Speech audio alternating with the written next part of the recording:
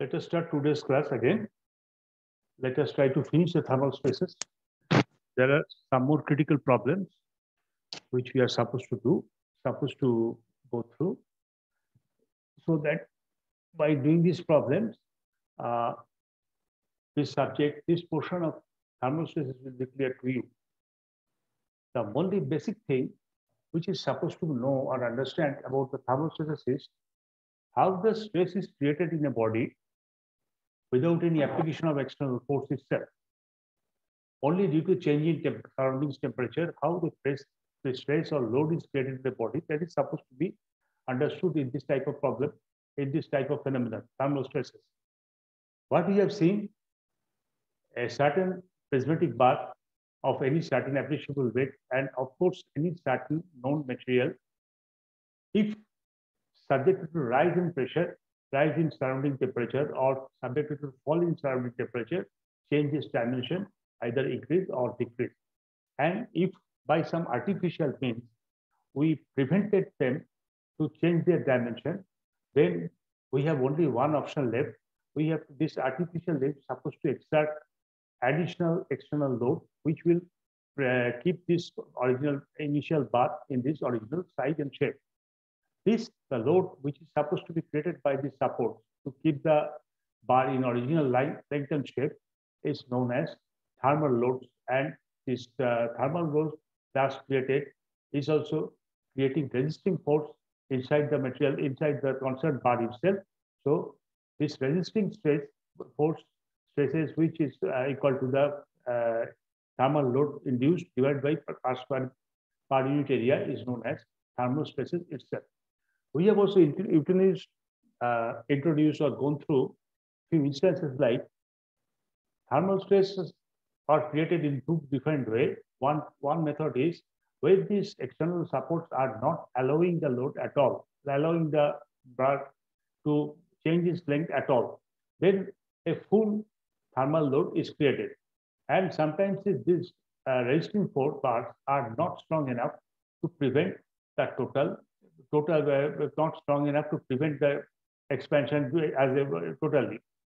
So it allows some of the extension to a certain extent.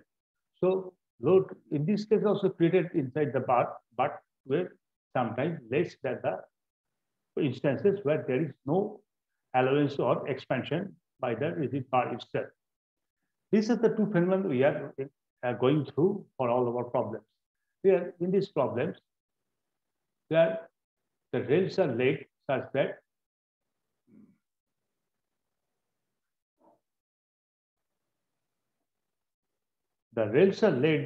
such that there is no stress in them at 24 degrees centigrade. What is happening here? This a rail, it is being laid in the ground for the movement of the trains. It is initially placed in such a way there was no stress at depth, because say around 24 degree to 30 degrees is the surrounding temperature, atmospheric temperature, more or less in our country in different portions. When they are laid in a standard atmospheric pressure, there will be no stress induced in it. Now, the lengths are given. Each of the leg is 32 meter long. So, what we are supposed to do? The stress at the rail at the surrounding of the rail is increased by 80 degrees centigrade. Means from 24, the surrounding temperature is increased to 80 degrees centigrade. But there is no allowance given for expansion. And next portion is the stress in the layer is 80 degrees centigrade, but allowance is allowed up to 8 millimeter per rail. Thirdly, no expansion allowance in the rails at 80 degree centigrade itself. And the maximum temperature for no stress, uh, the maximum temperature for no stress in the rail when expansion allowance is 8 degrees centigrade. So there are 4 points. First of all, what are the stress induced when there is no load, no expansion is allowed, and what is the allowance of expansion if possible if there is no stress. Achha.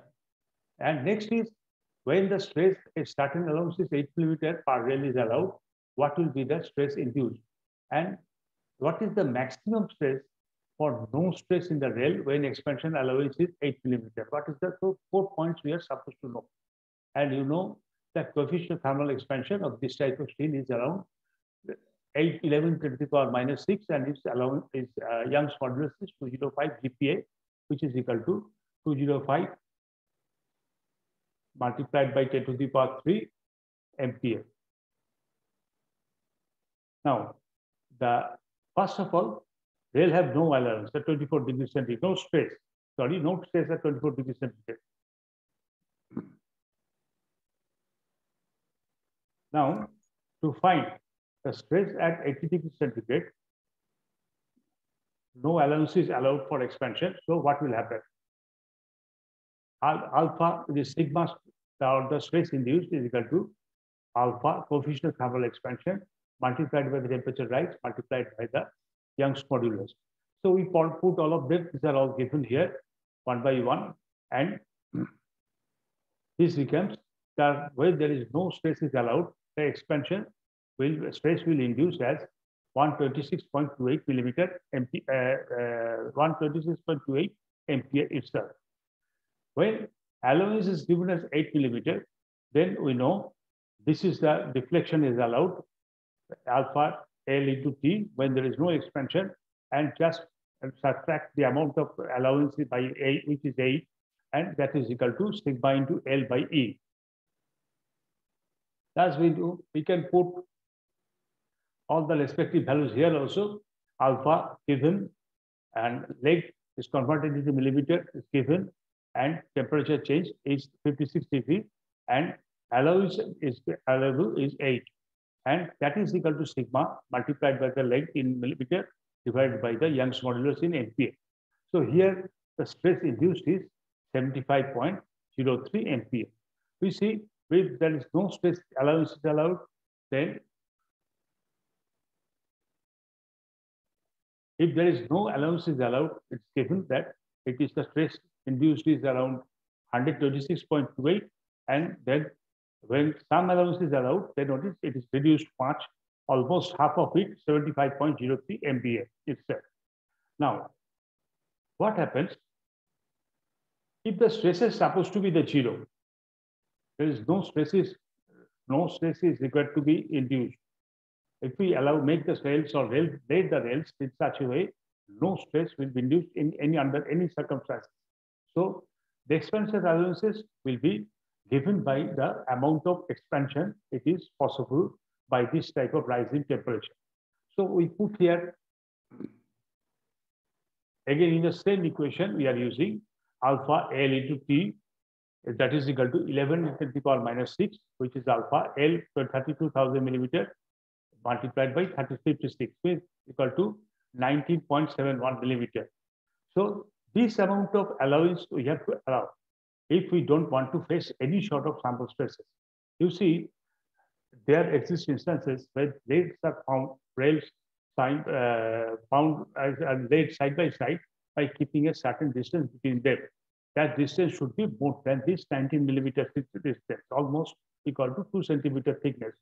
Means if we keep a difference in length between the rail to rail, and between difference should be, if we keep say around 20 millimeter, no stress will be induced even that temperature is rise as 65 degrees centigrade.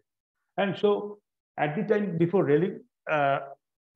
laying the rail at a particular area, we must understand or assume what can be the maximum thermal stress, what can be the maximum surrounding temperature possible throughout the length of the year. And we have to keep this allowance like this, so that if it exists to a certain degree, more than the normal highest temperature, there should not be any stress created in the bend created inside the rail among the rails itself. Means rails cannot be deformed, will not be deformed under any circumstances due to the rising temperature itself. Now, if we allow an expansion 8 millimeter, in the same way, we'll find that 8 millimeter is expanded. So the maximum 22.73 degrees centigrade temperature rise is allowed. We put in the same 8 millimeter alpha into L into T. We know all the values of alpha and L, and here we are supposed to get the value of T, which to know what can be the maximum temperature rise if the expanded allowance is given as 8 millimeter itself. So here we found that would be as high as 22.73 degree allowed rise in temperature.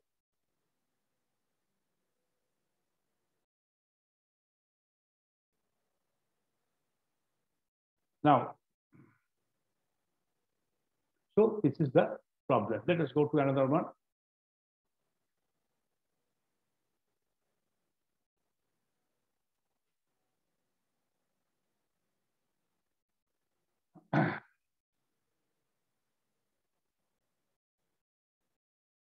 Let us go to the next problem, which is comparatively different. What we are seeing here, a steel rod of 60 millimeter diameter. What is this? This is here. This is the steel rod of 60 millimeter diameter, and the 3 millimeter length is equal to total 3 millimeter from this end to this end. That is 3 millimeter, and passing through a copper tube of 50 millimeter external diameter and 40 millimeter internal diameter. So this copper tube has 40 millimeter external diameter, internal, and 50 millimeter external diameter. So there is a lot of gap between steel rod and copper tube. Almost 24 millimeter is the difference is there. So next, and of both this rod, this copper tube and this rod is of same length, that is equal to 3 meter itself.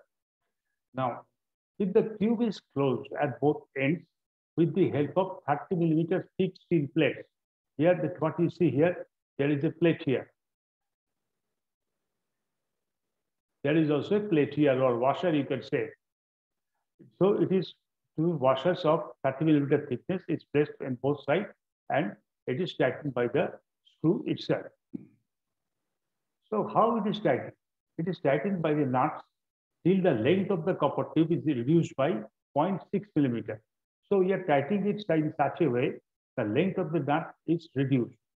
The temperature of the whole assembly, length of the copper tube is reduced by 6 millimeter. So by means of assembling with washer and tightening the bolt, we are reducing the length to an extent of 0.6 millimeter. Next, the temperature of the whole assembly is then raised by 56 degrees centigrade. So by the rising temperature, both this copper and steel rod, copper tube and steel rod is increasing. But copper tube is increasing more than steel rod, because you see the alpha for steel rod is 12 into 10 to the power minus 6, which is given, where alpha for copper is given as 17 into 10 to the power minus 6, which is also given. So copper tube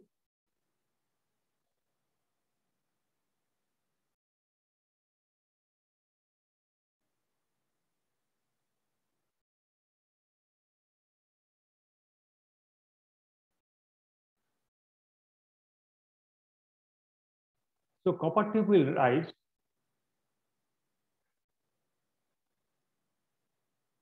will increase more than steel tube. So let us see now determine the stress in the steel and copper, in the steel as well as copper tube, because before and after the rise in temperature. So assume the thickness of the steel plates in the end does not change during the tightening of the nuts. So Young's modulus of both steel and copper is given, 210 for steel and 100 for copper. Both are supposed to be multiplied by 10 to the power 3 to make it MPa. And alpha S means coefficient of thermal expansion for steel, and that of copper is given as 12 into 10 to the power minus 6 per degree rise in temperature, and 17 to 10 to the power minus 6 per degree rise in temperature. So what is the problem? Is given in the problem. We got a copper tube and steel rod, a copper tube which houses a steel rod inside it, and both of their dimension is given, and one each washer is placed in both sides, which length is given, and the length as well of copper and tube steel is given, and both these this assembly is being tightened by a nut in both the ends, thus creating a reduction in length of the total assembly by 0.6 millimeter. Next, surrounding temperature is increased by 56 degrees centigrade. Let us find out what is the stress induced before and after the rise in temperature. That is our problem. So how will you do it?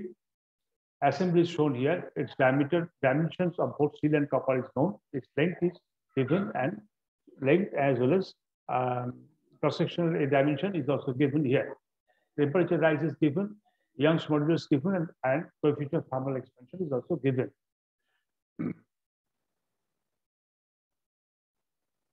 So what happens here? Let us find out the cross-sectional area of the steel. Pi by 4, 16 square is equal to 64 pi into millimeter square. Pi is not multiplied because it will be eliminated. The cross-sectional area of copper is pi by 4, 50 square minus 40 square is equal to 225 pi in millimeter cube.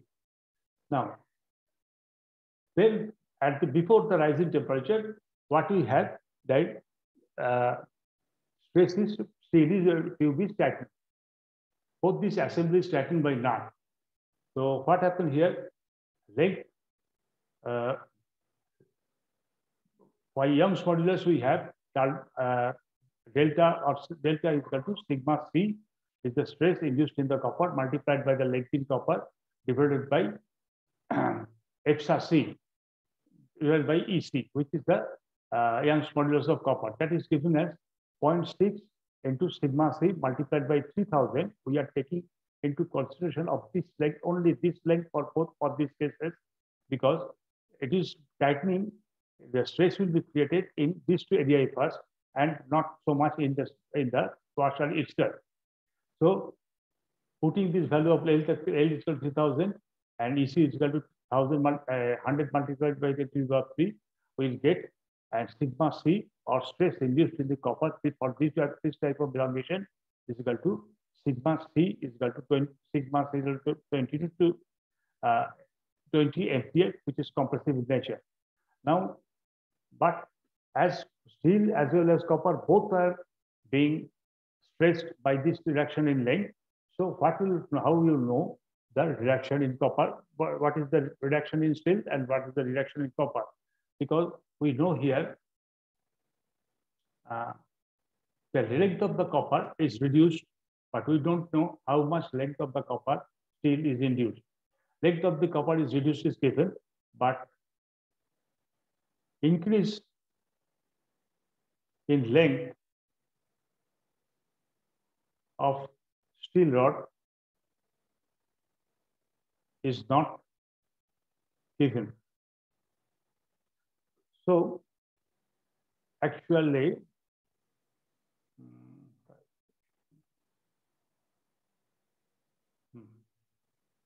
what will be the deflection in case of steel rod? Rod is not given here. Steel rod will also decrease. No, steel rod will also decrease here.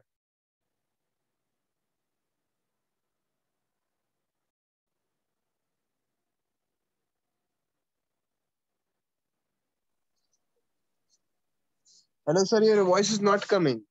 Just a minute, because I'm not saying anything.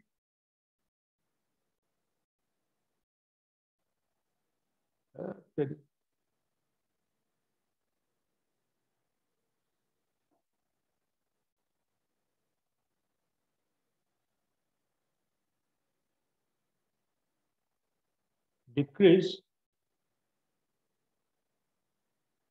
in length of copper, this steel, decrease in the length of steel is not given.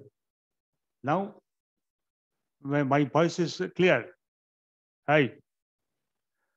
Now, do you listen to me? Hello? Hello? মানে কেউ শুনতে পাচ্ছ না speaker 100% কি হয় আমি বলতে পারছি না শেয়ার সাউন্ড সবই ঠিক আছে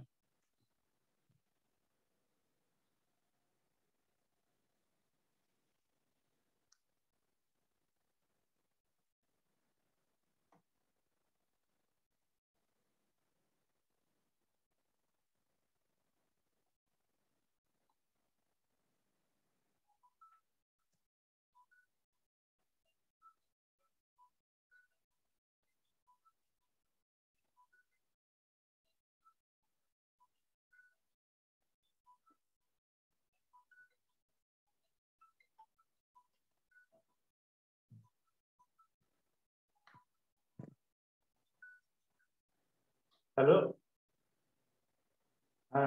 কি হয়েছে?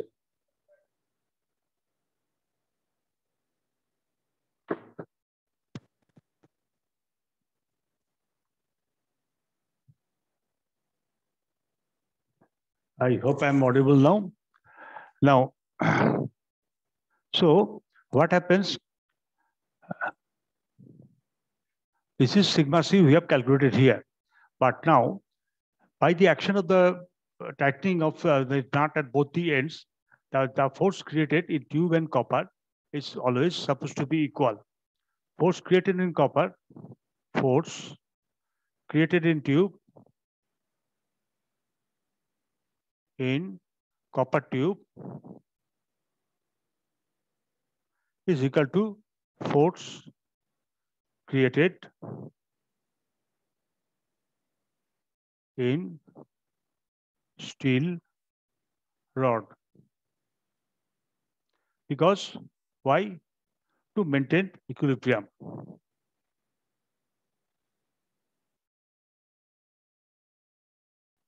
Equilibrium. No unbalanced force will be present there.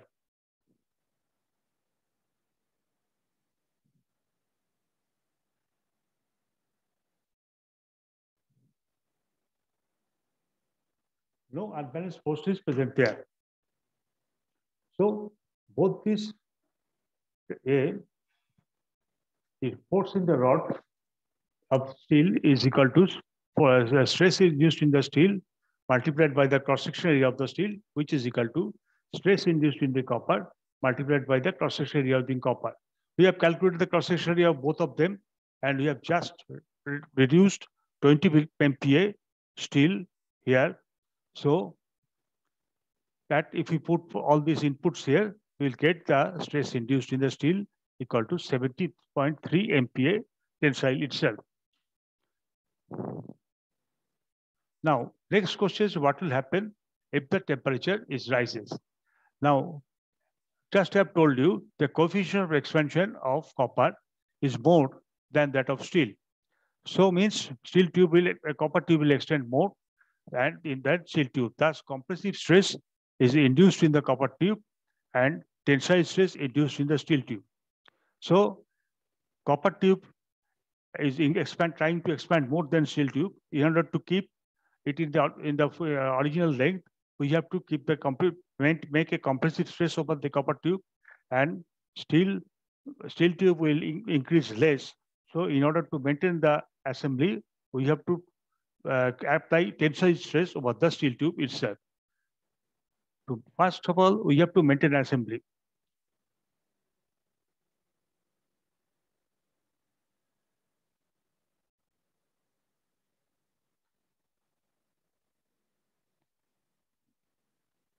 As copper tube is increasing, copper tube is increasing in length,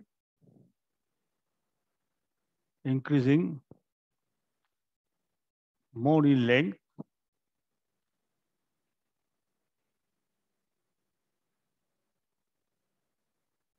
than steel tube. So we have to compress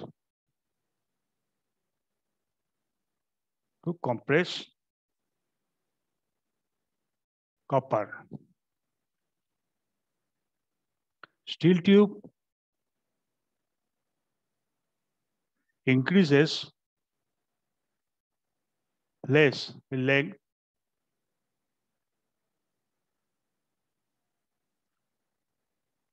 we have to steel tube, not steel rod. You will have to reduce its length. We have to extend its length.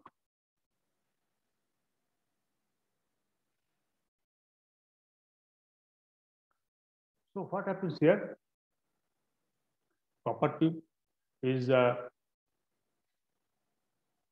sigma S stress induced here due to the thermal rising temperature. sigma S multiplied by sigma AS is equal to sigma C multiplied by AC. So compressive load created in the copper must be balanced by the tensile load created in the steel. Otherwise, the assembly will not take place. We know sigma A and cross-sectional area and of copper and that of steel. So we can put both of them to have the relation here between steel stress induced in the steel and the stress induced in the copper equal to sigma C is equal to 3.516. Sigma S, this is not C, but S, sigma S is equal to 3.516 sigma C. Next, we got one relation here, but there are two unknowns and one relation. So one equation, so you have to work more. Next question is temperature strain of steel plus temperature strain of steel plus tensile strain of steel is equal to temperature strain of copper minus compressive strain of copper. So what it is mean by this one? First of all, the amount of extension or extension per unit length of the steel takes place plus tensile strain induced in the steel stress which is equal to the temperature strain of the copper minus the compressive strain of the copper itself, which means steel is steel. We have to maintain the assembly. We have to increase the length of the steel, and to increase the length of the steel, we have to use tensile force, a tensile load. So that is the tensile strain induced in the steel itself, which we have to extend it. Plus temperature strain due to the increasing length, that is also there. So both, if we add them together, which is equal to the temperature strain which is created in the copper minus the compressive strain which you have to create it over the tube to keep the assembly intact. So what is the temperature stress in the steel? It's very clear. Alpha S LS into T plus sigma alpha plus equal to that equal to sigma S plus LS divided by ES, which is equal to alpha S into LC into T minus alpha C into LC divided by EC.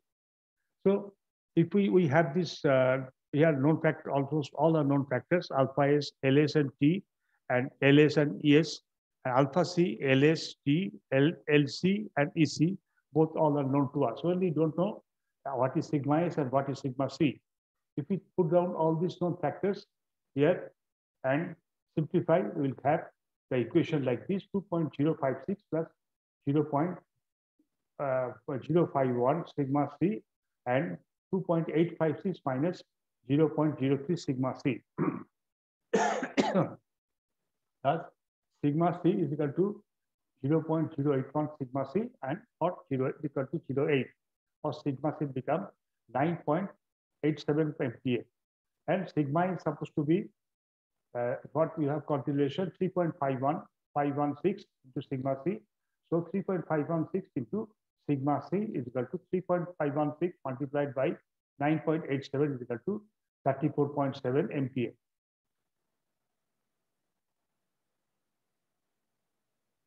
So final stress will be the initial stress due to the assembly is created is equal to 20 plus 9.87 in case of copper, which is 29.8687, and sigma is 73.3 plus 34.6 is equal to 104.9 MPa itself. This thing will be compressive in nature, and this thing will be tensile in nature.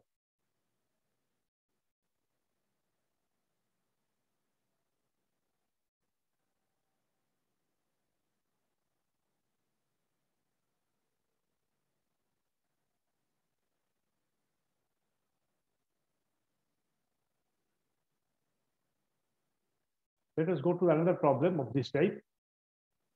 What you have here, a steel rod of 130 millimeter diameter. This is steel rod, 30 millimeter diameter, and a brass tube is housed in a brass tube, 42 millimeter external diameter, and assemble 42 millimeter external diameter to 32 millimeter internal diameter itself. 42 by 32. Now, each is 360 millimeter long length, 360 millimeter length. Just 1 second. I forgot to explain one thing here. The length of the steel rod became 3060 because it is housed with copper washer of 2-quarter washer, 2 steel washer of 30 millimeter each, thickness each. It is to be added to the length 3000 millimeter of steel rod, not with copper rod, not to be added with copper rod, copper tube length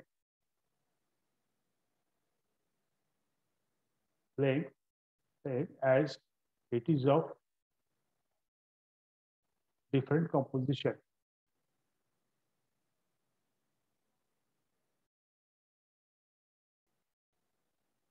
Okay, because both steel will expand in the same way and copper will expand in a different way. If the washer was in copper, then we are supposed to increase the length of the copper here. But here it is only steel. So here using length here 3060 as well as 3060 here. But here we are increasing using for copper only 3000 millimeter and 3000 millimeter here. Now, what happens here? The diameter of the steel rod is given, and that of the external brass tube is also given. Means external diameter and internal diameter, the brass steel is given. Both are equal to same in length, that is 360 millimeter. And assembly is rigidly held between 2 stops of 360 millimeter apart. So here the stop here, here is the stop here, and the length maintained in between is equal to 360 millimeter itself. Now, the temperature of the assembly is then raised by 50 degrees centigrade. Determine the stress in the tube and the copper induced. Stresses in the tube and the copper in the stops yield by 0.15 millimeter. Yield of the stops in the force of the stops is limited to only 60 millimeter. So it has 3 different understanding, 3 different questions. First, stress induced. Then, if there is some yield in the assembly, how much the stress will induce? Next, yield, what will be yield of the strap if the force, maximum force is limited to a 60 millimeter. Just 1 second.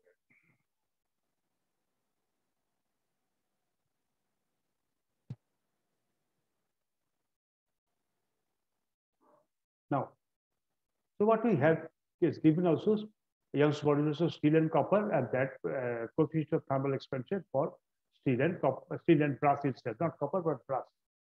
Now, the assembly of steel and brass is given here as well. All are given, solution as well. Okay, repeat again. So to find stress in the rod, a tube, stress in the rod, a tube, it stops yield by 0.15. Yield of stops, force at stop at 60 kilonewton.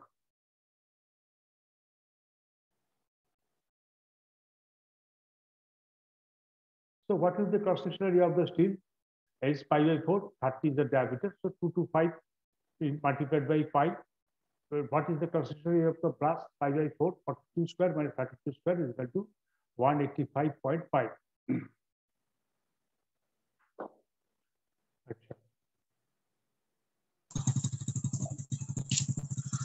Now,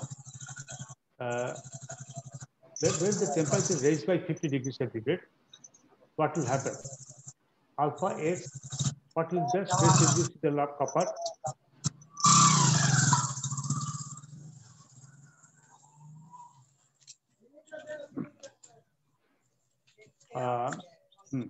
Stress in the steel rod is alpha S T into ES. So, for 50 degree rising temperature, we put the value, we find out the value of stress induced in the rod. that is 112.75 millimeter MPa, because alpha given, T is given, as well as ES is given. Similarly, brass stress in the brass tube with the rising temperature of 50 degrees centigrade is given by alpha temperature rise and Young's modulus of brass itself, that is 85.5 MPa. So more stress is created in the tube and more less stress is created in the bar.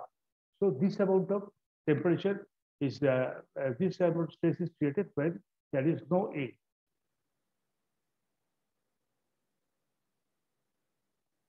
Now, when the stops yields by 0.15 millimeter. So what we hear here, alpha is LT minus 0.15. This is given as alpha is LT divided by ES. Sigma is LT ds. So we allow the steel rod to expand by 0.5 millimeter. So sigma is into L divided by is equal to sigma is L by E, which is stress deflection, which is deflection equal to, as per Hooke's law, deflection into stress into length by Young's modulus. So if we put the value of and if we simplify it a bit, then we'll have alpha L, alpha is T into S. If we multiply both sides by TS and 0.5 into S by L, if we divide both sides into L divided by L, this side will vanish and this side L will come here. And then put the value of all respective items. Alpha is given. Alpha is T is given, which is already calculated here, is 112.75. So you directly can put it here, and 0.515 into ES is given, and divided by length is also given. So this is stress induced in steel rod is 27.33. Same in